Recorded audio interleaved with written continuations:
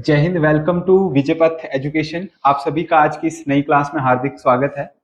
हमारी क्लास हम फिर से कंटिन्यू कर रहे हैं इंटरनेशनल और नेशनल ऑर्गेनाइजेशन के बारे में। इससे पहले हमने प्रीवियस क्लासेस में हल्की सी डिटेल के बारे में जाना था, कौन कौन सी संस्थाएं हैं यूएनओ के पास और किस तरीके से वो काम करती हैं, कितने इसके अंग हैं। उसी के आगे टॉपिक को हम स्टार्ट कर रहे हैं। आप देख सकते हैं इन चीजों के बारे में हमने पढ़ा था कि यूएनओ के जो मुख्य ऑर्गन्स हैं, ये टोटल जो है वो 6 ऑर्गन हैं और वन बाय वन हमने इसको कंप्लीट डिटेल के साथ स्टडी किया था। और अब हम ये जानेंगे कि यूएनओ में कौन सी ऐसी कमियां जो हैं वो देखने को हमें मिलती हैं, कौन सी मुख्य रूप से शिकायतें उनके पास आई, क्या बदलाव करने की उनमें जरूरत है। तो सबसे पहले जानते हैं कि जो 3 मुख्य शिकायतें यूएनओ के पास आई थी, इसमें बताया गया कि 1992 में संयुक्त राष्ट्र संघ की जो आम सभा हुई थी, यानी कि जो एक मीटिंग हुई थी, बैठक हुई, उसमें एक प्रस्ताव पारित किया गया और प्रस्ताव में 3 मुख्य शिकायतें जो थी वो बताई गई थी।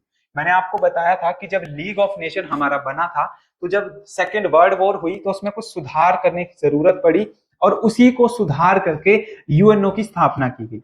लेकिन जब हमारा यूएनओ प्रॉपर वे में बन गया, 1945 में इसकी स्थापना हो गई, तो इसके पास इसकी बैठक में मुख्य रूप से 3 शिकायतें आई और वो 3 शिकायतें काफी महत्वपूर्ण बदलाव जो है वो लेके आई थी। सबसे पहली शिकायत यहाँ पे ये बताई गई कि राजनीतिक यानी कि पॉलिटिक्स का प्रेशर जो है वो किसी भी तरीके से उसके ऊपर नहीं डाला जाएगा। ये मुख्य रूप से बताया गया था। जैसे अगर बात करें, हिमाचल में अगर कोई भर्ती निकलती है या किसी की जॉब जो है उसको ट्रांसफर करवाना है, ठीक है, किसी की ट्रेनिंग है, कुछ कार्य करवाने हैं, तो मंत्रियों की अप्रोच लगाई जाती। तो वैसे ही यहाँ पे अगर यूएनओ के पास अगर कोई फाइल भेजी गई है तो राजनीतिक तरीके से उसके ऊपर कोई भी प्रेशर जो है वो नहीं डाला जाएगा। ये चीज यहाँ पे बात की। दूसरा है, इसमें बताया गया जो पश्चिमी मूल्य हैं और उनके हितों की इसमें छाप होती है, जो चंद देशों का इसमें दबदबा रहता है, यानी कि जिनके पास वीटो पावर है, जैसे अमेरिका है, फ्रांस है, आपका चाइना है, जापान है, ये काफी डेवलप कंट्री है।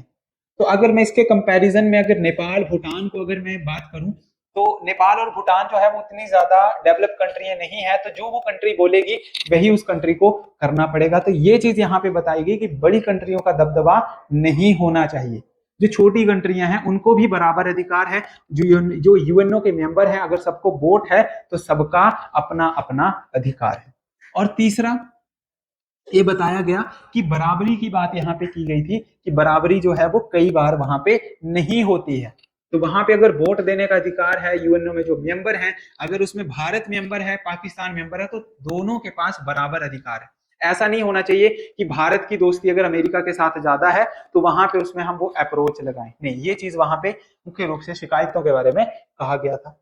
इसके बाद जब इनके पास शिकायतें आई तो क्या क्या मुख्य रूप से बदलाव इसमें किए गए, तो संयुक्त राष्ट्र संघ को थोड़ा और प्रॉपर वे में अच्छा बनाने के लिए सितंबर 2005 में बदलाव किए गए, जिसके तहत सबसे पहले शांति स्थापक आयोग का गठन किया गया। शांति यानी कि जो एक पीस को डेवलप करे, जो एक पीस को डेवलप करे, वो चीज बताएगी। उसके बाद आतंकवाद की निंदा की गई कि किसी भी तरीके से हमने आतंकवाद को नहीं बढ़ाना है, उसको आगे नहीं लेके आना, चाहे वो कोई भी कंट्री उसको अप्रोच करे, चाहे वो भारत है, चाहे वो पाकिस्तान है, चाइना है, बांग्लादेश है, आतंकवाद जो है वो कहीं पर भी बनना नहीं चाहिए।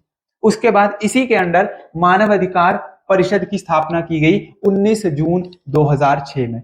आपके पेपर में टॉपिक भी है आपका, आपके सिलेबस के अकॉर्डिंग क्वेश्चन बन सकता है कि स्थापना जो है वो किस वर्ष हुई मानव अधिकार परिषद की, तो ये हुई है 19 जून 2006।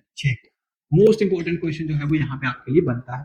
उसके साथ साथ लोकतंत्र कोष का गठन किया गया। लोकतंत्र का मतलब है जो हमारी डेमोक्रेसी है उसके ऊपर भी फोकस किया जाना चाहिए। और संयुक्त राष्ट्र ने जो सतत विकास हेतु जो लक्ष्य रखा है वो कब तक रखा है, ध्यान देंगे 2030 तक, यानी कि यूएनओ के पास जितनी भी कंट्रियां हैं, संयुक्त राष्ट्र संघ के पास जितनी कंट्री, उसमें विकास के लिए जो लक्ष्य रखा गया है वो 2030 तक का लक्ष्य बनाया गया है, निर्धारित किया गया है। इसके बाद 25 से 27 सितंबर 2015 को जो एक अधिवेशन हुआ था, एक बैठक हुई थी सतत विकास के लिए।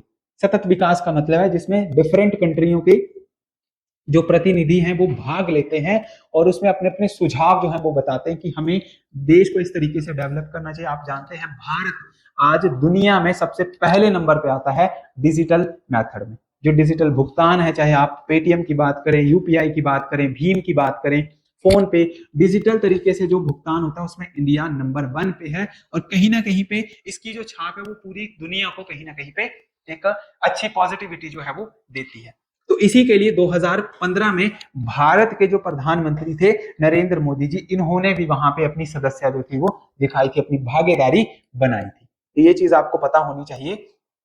यूएनओ की सतत विकास की बैठक में भारत के कौन से प्रधानमंत्री गए थे और किस वर्ष उन्होंने वहां पे अपने भारत को जो है वो रिप्रेजेंट किया था। नेक्स्ट बात करते हैं। ये वैसे हमने कुछ इसके जो पॉइंट है वो पिछले कल की क्लास में भी डिस्कस किए थे। इसमें स्थायी सदस्यता का दावा जो है वो भारत के द्वारा किया जाता है कि हम उसके परमानेंट मेंबर हैं। तो मैंने आपको बताया था यूएनओ की जो सदस्यता है उसमें 193 टोटल देश हैं और जो हमारे वीटो पावर के अंडर आते हैं, जिसमें वीटो पावर का मतलब है कि जिसमें 15 जो है वो टोटल हैं, 10 हमारे टेम्परेरी हैं और 5 जो है वो हमारे परमानेंट है। ठीक है, इस चीज के बारे में जो है वो भारत यहाँ पे ऐड ऑन नहीं हुआ है, भारत टेम्परेरी में ऐड किया गया था। तो स्थायी सदस्यता का दावा जो है वो यहाँ पे किया जाता है, परंतु भारत जो है अभी तक प्रॉपर एक परमानेंट स्टेज तक नहीं पहुंच पाया है। सेकंड हम बात करें कि भारत यूएनओ के उद्देश्यों के प्रति जो है वो दृढ़ संकल्पित है। जो यूएनओ ने सोचा है वो भारत कहीं ना कहीं पे अपने उन नीतियों को जो है वो भारत में अप्लाई करता है। दूसरा, उसके साथ विदेश नीति संविधान इसमें भी आस्था रखता है। जो भारत के बाहर के जो लॉज हैं उनको भी कई बार अप्लाई करने के ऊपर जो है वो फोकस किया जाता है। उसके साथ भारत यूएनओ का प्रारंभिक सदस्य है। प्रारंभिक का मतलब है कि अगर 24 अक्टूबर को अगर यूएनओ बना तो 30 अक्टूबर को जो है वो भारत ने उसमें सदस्यता प्राप्त कर ली। तो भारत जो है हमारी नेबर कंट्रीज में एक सबसे पहले स्थान पे आप बोल सकते हैं जिसने यूएनओ में जो है वो प्राथमिक रूप से प्राथमिक सदस्य जो है वो वहां पे रहा, सबसे पहले उसने अपनी भागीदारी निभाई। विश्व के 2/3 राज्य जो है वो विकासशील हैं और इनका प्रतिनिधित्व जो है वो कोई भी नहीं यहाँ पे करता है। ये चीज भी आपको पता होनी चाहिए कि अगर मैं यूएनओ की बात करूं तो यूएनओ में आपको पता है 193 हमारी कंट्री आती हैं। भारत से एक मेंबर जो है वो हर साल जब इनकी मीटिंग होती है भारत से जाता है। लेकिन अगर नेपाल की बात करूं, भूटान की बात करूं, तो वो कंट्रियों के प्रतिनिधित्व इतनी दूर यूएनओ की मीटिंग में कई बार नहीं भेजते। यानी मेरा बोलने का मतलब अगर 193 देश हैं तो मीटिंग में भी 193 मेंबर होने चाहिए जो अपनी अपनी कंट्री को रिप्रेजेंट कर रहे हैं। बट जब मीटिंग होती है तो मात्र उसमें 100 या फिर आप बोल सकते हैं कि 100 से लेके 150 तक मेंबर जाते हैं, बाकी देशों के मेंबर नहीं जा पाते हैं। उस वजह से जो बाकी देश हैं वो डेवलप नहीं हो पाते हैं क्योंकि उनके प्रतिनिधित्व जो वहां पे नहीं पहुंच पाते। ये भी आपको ध्यान रखना है। नेक्स्ट है, भारत जो है वो विश्व का सबसे बड़ा लोकतांत्रिक देश है। काफी नॉर्मल सी बात यहाँ पे कही गई है और भारत पूरे वर्ल्ड में सबसे नंबर 1 पे आता है। चौथी सबसे बड़ी अर्थव्यवस्था भारत की है और भारत जो है वो हर साल कहीं ना कहीं पे अपनी भागीदारी को पक्का करता है। जनवरी 2021 में भारत ने जो सुरक्षा परिषद है, सिक्योरिटी काउंसिल है, उसमें 8वीं बार अपनी सदस्यता जो थी वो दी थी। मैंने आपको बताया था कि टोटल 15 मेंबर होते हैं जिसमें से 10 जो हैं वो हमारे टेम्परेरी हैं और 5 जो हैं वो हमारे परमानेंट हैं। तो हमारे ये जो 10 टेम्परेरी मेंबर हैं इसमें लास्ट 2021 और 22 में 2021-22 में भारत ने अपनी सदस्यता जो थी वो बताई थी। उससे पहले 1951 में 67, 72, 77, 84, 91 और 2011 में भारत जो है वो इसका अस्थायी सदस्य रह चुका है। तो भारत यहाँ पे दावा कर रहा था कि हम जो है वो स्थायी सदस्य हैं, परंतु ऐसा नहीं है क्योंकि स्थायी सदस्य को बनने के लिए अगर उसको परमानेंट अगर मेंबर बनाना है, अगर उसको वीटो पावर चाहिए तो उसका नेबर कंट्री के साथ जो रिलेशंस है वो अच्छे होने चाहिए। और आप जानते हैं भारत पाकिस्तान, भारत चाइना का रिलेशन जो है वो कैसा है। उस वजह से जो चाइना और पाकिस्तान है वो भी देश नहीं चाहते कि भारत को वीटो पावर यहाँ पे मिले। तो ये हमारी आज की क्लास की बेसिक सी डिटेल थी। जल्दी नेक्स्ट सेशन के साथ हम जुड़ेंगे। तब तक के लिए आप अपने नोट्स बनाइए और अपनी तैयारी को और बेहतर कीजिए। जय हिंद, जय भारत।